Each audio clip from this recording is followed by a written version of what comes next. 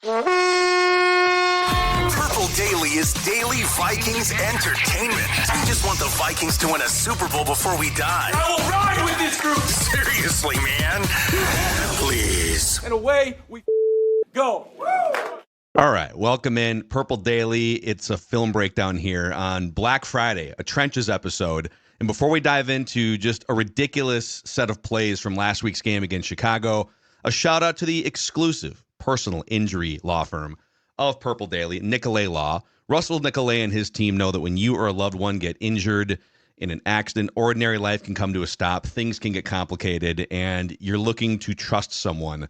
Well, Nicolay Law is proud to serve the Twin Cities communities that we all live in. They're just your normal everyday folks rooted in the Twin Cities that happen to have law degrees to help you get the compensation you deserve after an accident. So if you've been injured, get Minnesota's local award-winning injury lawyers. Get Nicolay, nicolaylaw.com, or give them a call at 1-855-NICOLAY. Also, the Fillmore in Minneapolis was the site of the 2024 Purple Daily Draft Party, one of the funnest days in the history of Purple Daily. When we're not headlining as superstar podcasters, clearly. Actually, Jeremiah is going to make me ding myself for that right there, so I'm going to. They have a bunch of awesome bands, artists, you name it, at the Fillmore. You can check out a full list of artists coming to town, scorenorth.com/tickets. That's scorenorth.com/tickets. The Fillmore in Minneapolis. With Boone tied up with some family obligations, we go to the backup offensive lineman. There he is. Jeremiah Sirles. Ding. He is ready. He is ready with his bell, which you guys have in the offensive line room. I'm also ready from the bullpen, man. That's what made my whole career. Just getting called in. Hey, left you tackle gotta go tore his do it. ACL. Sorry, right guard. Achilles is down. Go. Hey, tricep popped. Sweet. Boone's hip don't work. Go. Hey, made a long career out of it. Made some money doing it. I'm always happy to be coming from the bullpen. Yep, former Viking. Also, you can find Jeremiah and Alex Boone on the O-Line Committee YouTube channel and podcast. Multiple film breakdowns every week, and a podcast to Apple, Spotify, the O-Line Committee. So, so we are recording this, just so people know, before Thanksgiving. So I can't ask you, what kind of foods you ate at Thanksgiving. People are seeing this and hearing this on a Black Friday, but we hope everyone is having a fun and great holiday weekend here. Are you ready to dive into some of the most ridiculous film, I feel like, of the season for Absolutely. the Vikings? I mean, such a fun game. I mean, it was one of those where you're watching oh, this game's in hand. And then you're like, how the hell did we end up in overtime? Right? Like if you went and took a piss in the fourth quarter and came back and the coin flip's happening, you're going, wait, what the hell just happened? Yeah. Right? I mean, how did this go down? But hey, gritty win, find a way to win in overtime and I mean, it's just going to pay dividends for this team in the playoffs. Yeah, they were up by 11 points and we're not going to, we don't have time to sit here. It would be fun actually to just comb through, not fun for some of the players, I feel like, but to just Johnny give you Munt. PTSD. Yeah. The onside kick. That's the only onside kick recovered all season in the NFL. We aren't going to look at that, but there's 25 plays that you could go through and just either puke all over your shirt or depending on which team you are. So before we roll some of this here, going into this game against the Cardinals, just your general thoughts on the 9-2 Vikings. They're coming home for 3 weeks. I think everyone's kind of got the Vikings, they're not in that top tier, maybe with the Chiefs or Buffalo or the Lions. People are putting the Eagles in there, but your general thoughts on where the Vikings are going into December football here. I'm really excited about it. You talk about what do you want from a team entering into December. You want them to be hitting their stride. You don't want them to be on the skid. You don't want them to have a couple bumps in the road. You want to be, hey, hitting stride, arrow pointed up, let's roll with it. And I think that's where the Vikings are at. They found ways to put bad teams away. They found ways to battle out in close games. There's so much left on the table for the Vikings here, but they're getting healthy at key positions. They're hurt at other positions. Cam Robinson getting out worries me more than it probably should for just a left tackle. Yeah. Right. But you start about going now on the third left tackle. That's going to be interesting. But I love the schematics of which KOC runs this offense. I love the schematics which Brian Flores runs this defense. They are an exciting team to watch with superstar talent at a lot of positions. it's going to be watching the Packers and the Lions game are just going to be heavyweight fights all the way through it. Yeah, it's going to be by the way, the other thing that happened this week, it's funny because like I'm guilty of sitting here for years and years piling on Daniel Jones, Daniel Jones is garbage and look at Daniel Jones. How could they give him $40 million? But then when the Giants cut him and the Vikings, who just rejuvenated Sam Darnold's career over the last 6 months, when the Vikings sign him, I'm like, hell yeah, that's a former number 6 overall pick. Let's get him into a real infrastructure here with some weapons, and he can just kind of learn behind the scenes. So I mean, there's no risk. To be fair, the Vikings are the ones that got him paid in the first place. I mean, he came back to the cash cow, right? Is Ed Donatel still around here? I got to give that man a nice thank you. Judd said 2 days ago, he said he needs to go find, it's probably Brian Flores' office now, but go find the desk that those schemes were drawn up on and just tap that desk and say, thank you for the $100 million that I have put in my bank account. 100%. But I don't know. I think it's he's just going to sit there on the practice squad and obviously break glass in case of emergency in a month or something if something happens. I mean, why not have a guy that has won a playoff game, has been a starter in this league for a long time? No offense, Nick Mullins. We love you. You're the most confident person maybe I've ever met in my entire life. But I'd rather have Daniel Jones than Nick Mullins in a playoff game if we need him. Just being fully transparent and honest. Yeah. I feel like those are two. Nick Mullins would get in there if he had to play for the entire game, and he would be YOLO for 3 hours. Yeah. And I feel like Daniel Jones kind of starts with, he's a little bit Alex Smith sort of, don't train wreck this. And the 2022 season, 16 games, 5 interceptions. Now he doesn't give you the touchdown passes, but he's mobile, he's athletic, he's pretty accurate in the short and intermediate range, and I don't know. And I think it's cheap. interesting. Yeah, $300,000. Paying him nothing. Yep. So if they like him and he decides, you know what, I'm good with a quarterback gap year. No one's going to pay me to be their starter next year.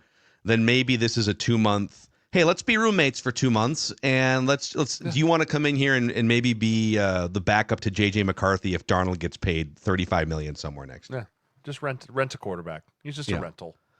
Yeah, rent before you own.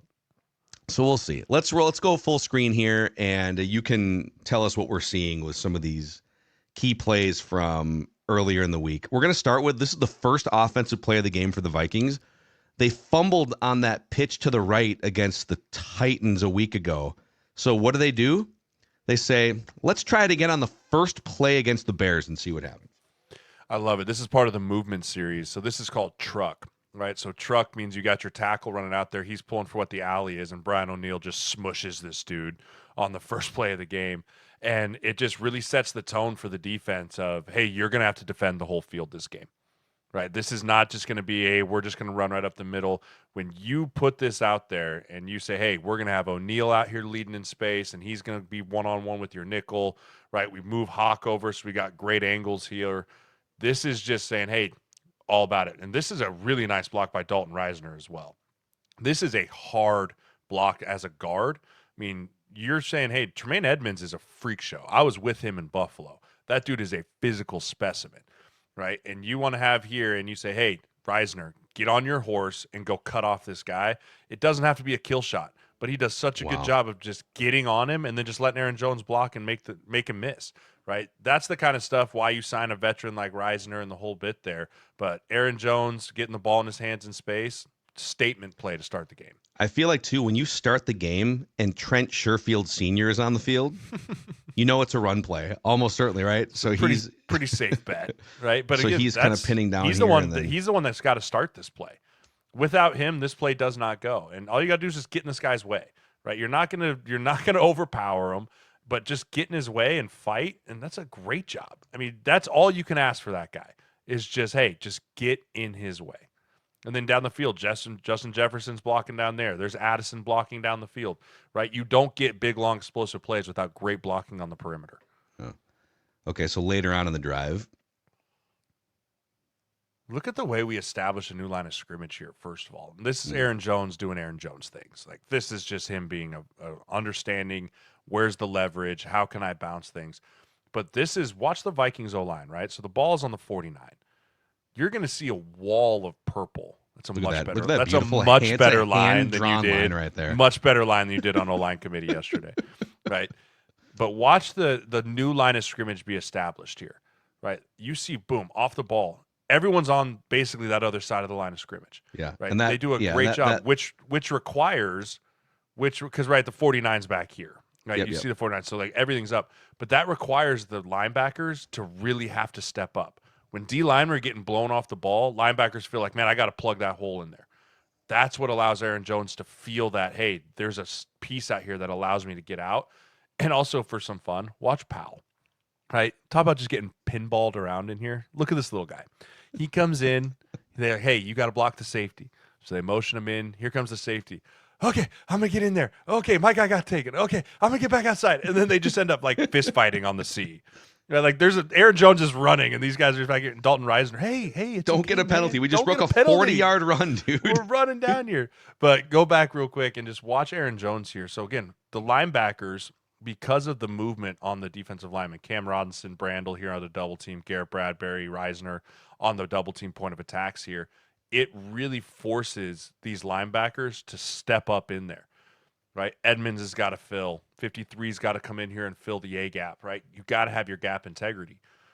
Whack. Jones jumps in there, jumps out.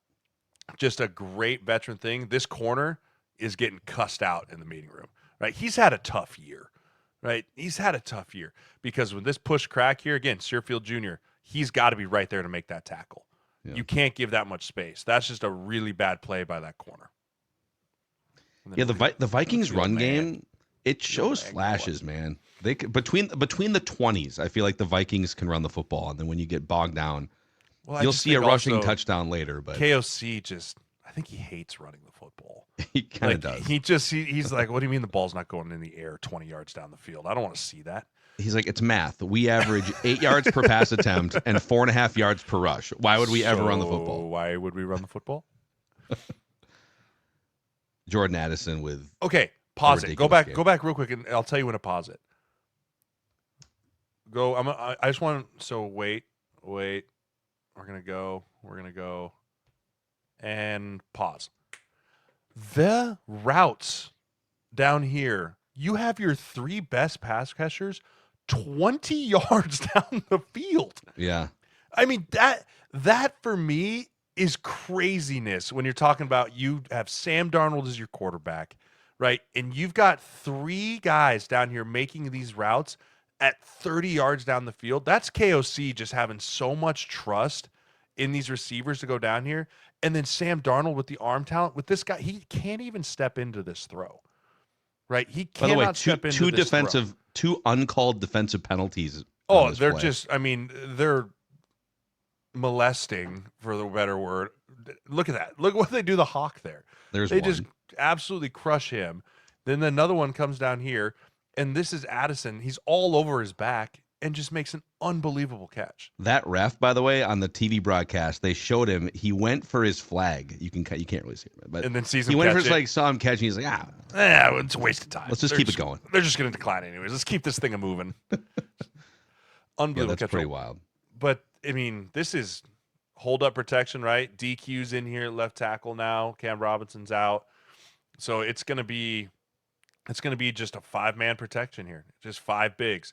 And Sam Darnold standing on the 45, Dalton Risner right in his lap. And he can't even step into this thing. Yeah. And he throws it 40 yards on a rope to Addison. Such a good play. So this is the blocked field goal. This is the Bears' first field goal attempt since the debacle at the end of the Packers game. And it's from like basically the same distance, maybe a couple yards further back. But the Vikings scouted that all week, right? And it was like right in here. Number 70 is going to have a tough day in the film room the next day because this is just poor effort. Oh. Look at him. He just gets destroyed. You're not meeting force with force. You're just standing up and just absorbing the blow. And you get pushed 5 yards in the backfield. And then you can try and go make a tackle and you're not even going to make it. Number 70 here, you got to get your pads down, man. Like you're not... This is, again, Boone and I talk about this all the time. You sit in the meeting room and you sit there like, I got it, it's field goal protection. But this is the one where you walk in the meeting room and the special teams coach is sitting there and this is the first play that's up. And he's going, you got it, huh? You good? You understand what's happening? Because I don't know what this is. right? This is just poor effort by, I think that's Braxton Jones. He's got to step down inside here, get his arm across, but credit to the special teams there for Vikings, scouting it, attacking it, seeing if they got it fixed. They did not. They did not get it fixed. He gets his big mid up there. Big time play in the game. Of course, they finally got it fixed to basically send the game into overtime at the end. But, yeah, but hey, you're not going to overtime if you don't block this field goal. They might be ahead. Yeah. Who knows? So, okay, this is Jonathan Grenard had a nice little day. This is the first of. This is such a dirty move by Grenard here. He puts him with the nice up and under technique. This is a Daniil Hunter special. You push him up high, and then you just slide back underneath. Such a beauty play, especially when you watch it from behind. So the first thing you have to do is, and when you're setting a tackle up for this, you've rushed speed rush here 2-3 times in a row and get him set up, right? They have the slide too. Harry does the nice job of holding the guard right here because he does have the slide, right? So Harry knows, Harry's a smart player. So he probably hears the center come up and make an L, a lake, a lawn, whatever it might be. So instead of just running right into the center and being the guard free, he buys the guard here for a little bit, right? So you work out to the guard. That allows this one-on-one block out here, and Grenard sets him up perfectly with the up and under. Right, this is like a crossover move from like a point guard. He pushes him all the way up the field. Right here, freezes him with the stutter, and when you don't throw your hands as a left tackle in the NFL, you're gonna have a long day. Head down, he's like hands slapping down. the hands before they heads even down, go. head down, hands down. Just the crossover move, slap underneath. Very, very nice pass rush move there to get it with Caleb on the ground. Dude, Split. You should never get beat inside. I mean, that's as much on the guard as it is the tackle because that guard should be there. But again, Harry's the unsung hero of this play. Grenard has become like a top 10 pass rusher. He was good coming over from Houston, but he has gone. He's unlocked a whole new level. Excuse me. Yeah, it's a nice system to be. Yes. To be getting yours too. All the play action here. Yeah, this is the big one. So you've been running the football enough, right? This is all because 53 bites on the pulling guard of the play action. Right, so watch 53 right there. He's the Sam linebacker, right, standing right over the center there. So when he sees Blake Brandel pull over here, he takes 2 or 3 steps up. That's what allows Addison, who's coming from a long freaking ways away. Yeah, he's running across the field and then all the way up. Like, it allows him to stay in front of this safety and stack him, but then 53 has to panic drop out. See him take that quick step up. Now he's just a little bit too late because he sees Puller here. He bites it, just a little bit. And you're talking about elite edge guys here. These guys are fast. 2-3 yards makes a difference. Yeah. So now right here, he's the one that has to sink into this deep middle and just a little bit too far because of that really nice play fake there. Yeah, and then just the tiptoes up the sideline is beauty, right? So this is just a power play action, right? So they're selling power, right? Because Brandel's pulling around here, boom, boom, boom, selling power. 53 takes the cheese just real quick, and that's all it takes for Addison. Looking over now. Yeah, right? Now he's panic dropping, right? We call this a panic drop, like oh crap, right? And now you're panicking and you're trying to catch up with the receiver, and the ball placement is perfect. It's perfect. Right? Because if you throw this too far back, 53 could get his head around. But right there, that is a tight window that Sam Darnold fits that into. Can I rant for a second? Football's oversimplified because it's a game for the masses. It's a game for the public, like idiots like me. We draft our fantasy teams and we get our buzz and we watch these games and like, well, we got these judgments from our couch. And the people that say for years and years, Sam Darnold, he sucks. Sam Darnold sucks, right? And I've been guilty of that. Okay. There's a reason why this dude was the 3rd overall pick in the draft. And a throw like this, think about this. You got a little pressure coming into. Look at where he's putting this football, dude. It's unbelievable. From the hash to the outside of the numbers, and go back about when he throws it, right? The anticipation. So go to the wide because you can't see it from here. But when he releases the ball, where is Jordan Addison? Right? That's the other piece. It's not just about the placement. It's the anticipation. So pause it right now. Right? So he releases that football when Addison is on the hash. Mm-hmm. Addison catches this football outside the numbers. Man. Right. So it's not just about placement. It's about the anticipation and the trust in my arm of, hey, I know where this ball needs to go, and I'm going to put it exactly where it is, and Addison run and go get it. With two Because, dudes again, closing in, too. You put air on this ball, right? You put a little bit too much air on this ball, it's going to get picked off by the safety. Yep. You put not enough underneath it, it's going to be hitting 53 right in the back. Like, this is a tight window. That's not 20 yards down the field. This is 35, 40 yards down the field. So 25. Yeah, it's 25 yards in there, like 27 yards in the air. Yeah. Crazy. I mean, and then so the body control by Addison there. Dude, receivers are such freaks. Like, they're just such freaks to be able to go full speed, catch a ball, stop, and run up the sideline. Oh, the rare rushing touchdown. So this was they put a note up on the broadcast that the Vikings had gone 27 consecutive games without a running back scoring a touchdown in the second half, like a rushing touchdown. Oh my gosh. And they traced it back to the last team to go 27 straight games was like a team from the 1920s that lost every game the last 2 years and then folded as a franchise in like 1929. And by the way, We've had enough. That's embarrassing because they only ran the ball in 1928. So Yeah. like, that means they just didn't score. I mean, they were allergic to the forward pass in 1928. This is a great job of Sam, right? This is a called run. This is a called pass. Like 100% in my mind, this is a called pass. And we talked about it on the O-line committee, the check with me system, right? Sam's coming up saying, hey, kill. Right? He's killing this to a run. Why? I'm not entirely sure. Maybe it's the front. Maybe he feels like there's good angles for the double team on the front side here. But Is it he because sees of this little something angle here? I think it's because he sees the tackle guard bubble. That's where he's like, okay, there's all covered up on this side, but there's a nice place to run here. So he gets a really good double team at the point of attack by Reisner and by Garrett Bradbury.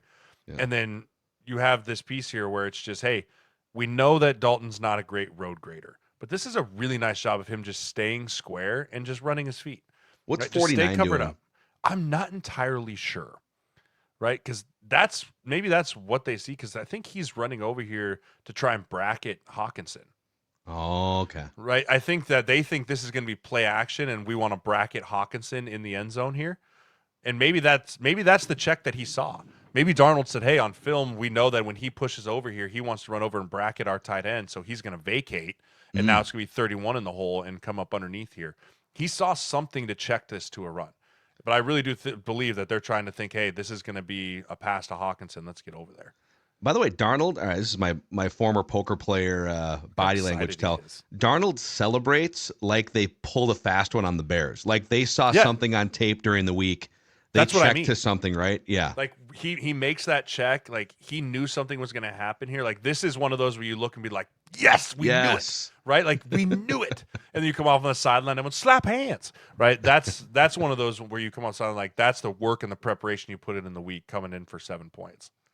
Okay, I'm going to back this up. Darnold Darnold goes baby. down for the second time this season. Nick Mullins comes in a long yardage situation, emergency. Darnold got dinged up, and you'd think, well, it's 3rd and 13. We're at our own 26. Let's just eat this. Just run a draw play or a quick game or something. Nope. Kevin O'Connell, a play that he apparently drew up during the week, by the way, says we're going to have Nick Mullins try and get the 3rd and 13. Well, what I love about it is he took the pressure look away from Chicago by going empty. Right? When you go empty, go back to the wide here real quick. When you go empty like this, the defense has to show their hands. Right? If I'm Chicago, I'm coming after him. I mean, hey, Nick Mullins is in. He's going to throw it to someone, but let's just come after him. But hey, let's spread him out. Let's go empty. And he really just creates kind of what I would call like a picket fence. Right? So you have your 3x2 receivers here. So your 3 receivers know that this is all about a timing play. And that's why it's really impressive that Nick Mullins was able to do this, because it's all about timing, because you can't block before the receiver catches the football or it's OPI, right? So you kind of just stock, and see how no one's engaged. But then all of a sudden they can tell, hey, he's got the football. So it's just such a good timing and a rhythm of things for KOC to put this in where no one jumped off sides, no one blocked before it was caught. Right, the protection holds up just enough. They pass a nice stun off there between Reisner and O'Neal, and then Aaron Jones is essentially just running like a running back with blockers in front of him. So this is, I mean, clearly Aaron Jones is the first read on this play, timing He's the up only with. read. He's the Yep. only read, right? Because Yep. if you go back and look at it, everyone else is blocking. Like this ball is either going to Aaron Jones or going in the dirt. Because Hawkinson, Jefferson, and Addison, they're not even getting their heads turned around. See that? Like the only other option might be, is that Jefferson down here at the Yeah. bottom? Yep, Yeah, yep. so Sherfield's the one up there blocking. The only other option here might be Jefferson down here, but he's 3 guys are taking care of him, Yep. right? He's in the triangle of death. Well, don't you put him over there schematically? So you know 100%. that the 3 receivers up top they're there to block. Yep. They can't block early though, or it's a penalty. And then you put Jefferson down here at the bottom strictly to just like draw attention away from. Yeah, I mean, It's he a literally perfectly he takes, schemed play. He takes 3 defenders, number 1, 53, and whoever pause it right there. He's in the triangle. That's not even bracket. That's triangled, right? He's triple covered, and then you come out here and no one went with 53. Is supposed to be going with Aaron Jones, but because Jefferson changes the weather to take a Colts linebacker scheme, right? You have to just know where he is at all times. Yeah. I love that. That's genius. It helps to have a superstar on your team. So now I Oh, think is this the we're one? we're in overtime here. We're in overtime inexplicably. And Jonathan Grenard actually sent a clip of this out on his own social media, but just watch for the audience here Jonathan Grenard's So funny. journey on this play. So so first of all, pause it real quick. So this is double mug, right? Both linebackers up in the A gap. Caleb Williams sees this, and so he checks to what we would call an 81 protection, which is a 7-man protection. So you've got the 5 linemen plus the tight end plus the running back. Because if you look at it, there's 6 guys up on the line of scrimmage. So you really just want to, hey, let's make sure we block all these guys up. It's going to be one-on-one coverage on the back end. Someone should win. Mm-hmm.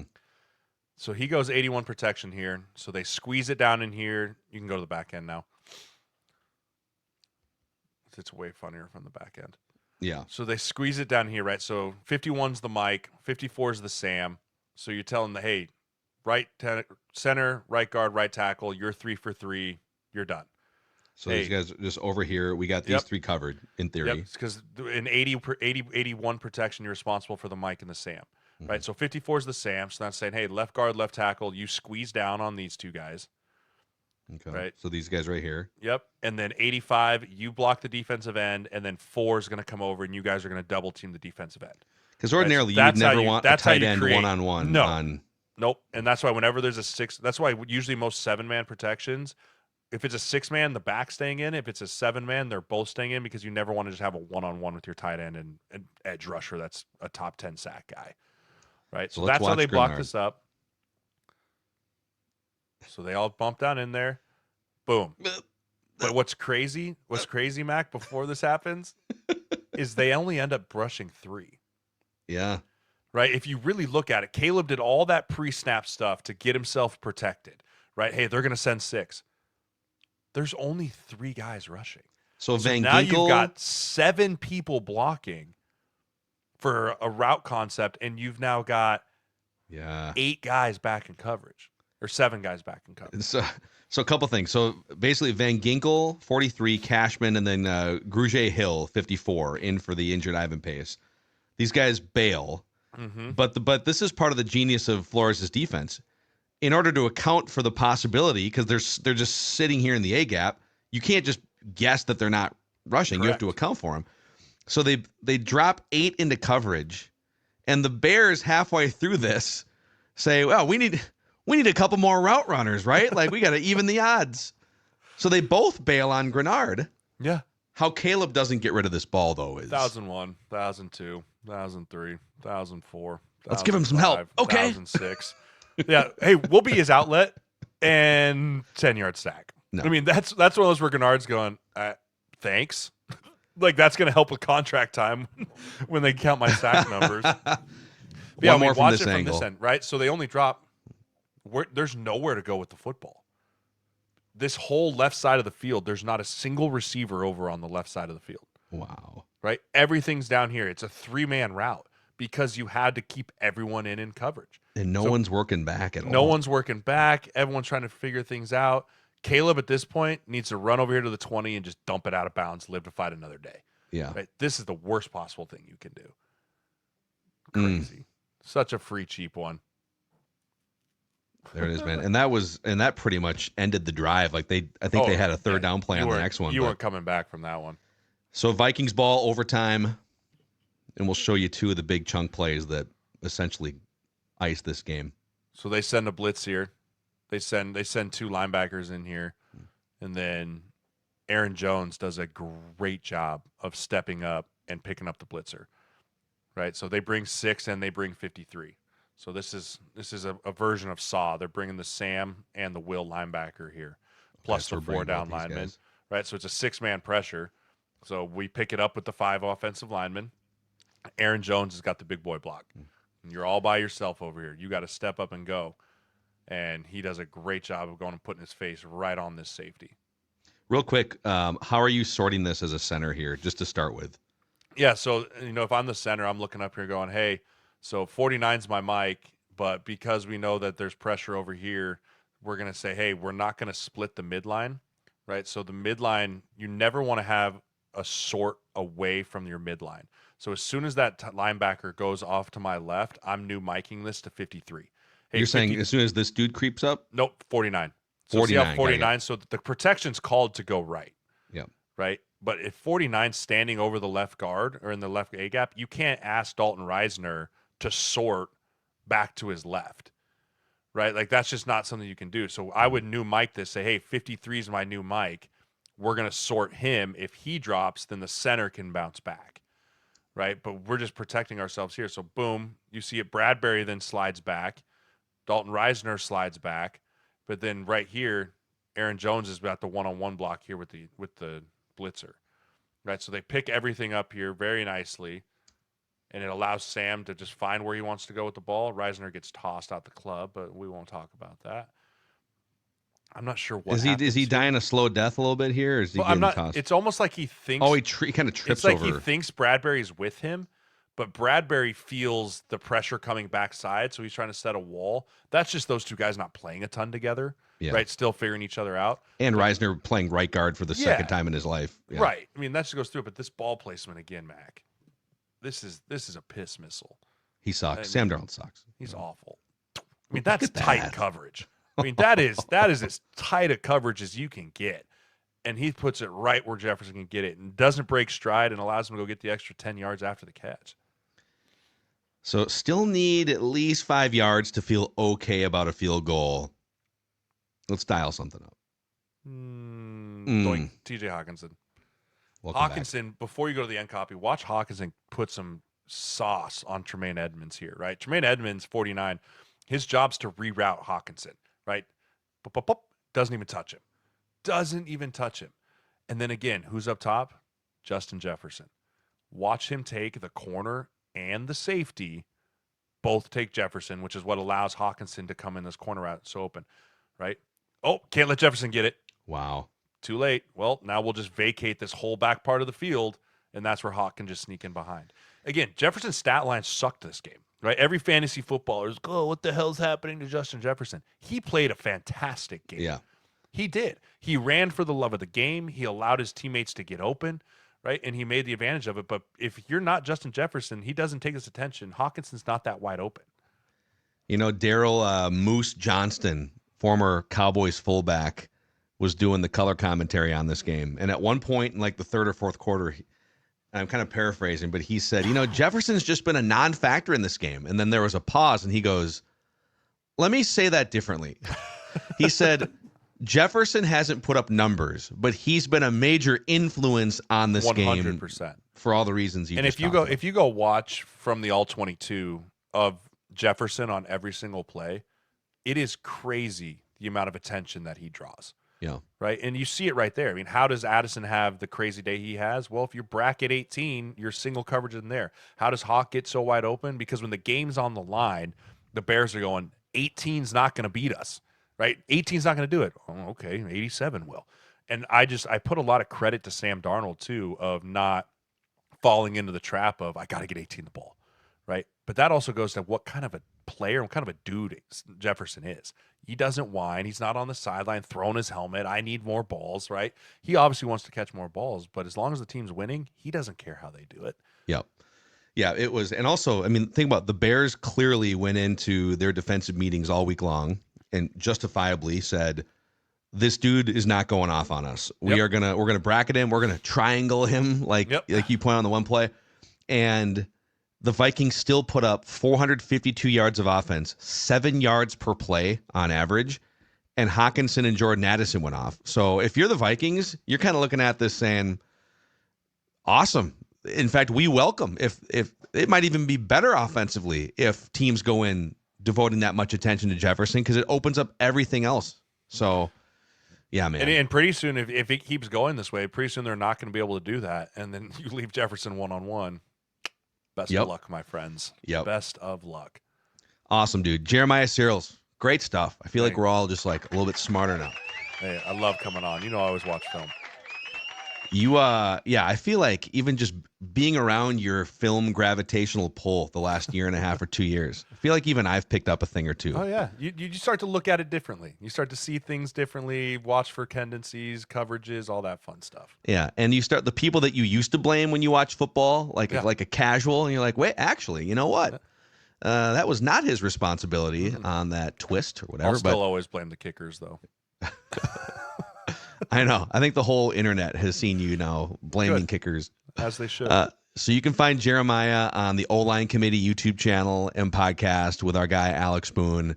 We hope you guys enjoy your Thanksgiving weekend slate of football, college. Who's Nebraska got? We do Iowa State? Iowa. Yep. Nebraska, Iowa, 6:30 Black Friday. Okay. So that game might be going on by the time people are consuming this, but... And then row the boat, Skyima Gophers against the Wisconsin Badgers today as well. Friday. Right? For the Axe. Just a couple Isn't of that mediocre the trophy teams. game? Axe? Yeah. What is it? Yeah. It's not very sharp. It's very large and bulky and kind of ridiculous. But, hey, got to get it back. All right, Jay. Good stuff, dude. Absolutely appreciate you. Thanks for coming on. For Booney, I'm Phil. We just want the Vikings to win a Super Bowl before we die here on Purple Daily. Come on, guys.